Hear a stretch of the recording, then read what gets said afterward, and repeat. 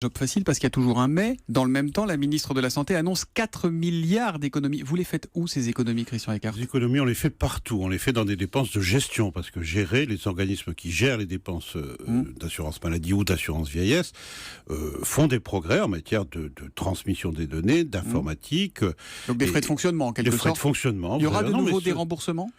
Pas aucun des remboursements. Au contraire, il y a une prise en charge plus importante des dépenses d'assurance maladie. Vous savez que sur le quinquennat, le reste à charge, c'est-à-dire ce qui reste à la charge de l'assuré, a diminué d'un point.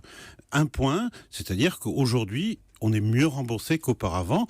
J'observe d'ailleurs que certains candidats aux échéances de l'année prochaine proposent de baisser, d'augmenter le reste à charge. M. Sarkozy parle de passer de 77% On va pas faire la campagne tout de suite, on s'intéresse à la santé des Français. C'est important de le savoir. Qui ont de plus en plus de mal à se soigner bien. Les professionnels de santé ne sont pas contents, on en a beaucoup parlé. Est-ce qu'on n'est pas en train de rétablir les comptes à grands coups de rabot au lieu d'avoir une vraie politique de santé aujourd'hui? Il y a une politique de santé, Thomas Soto.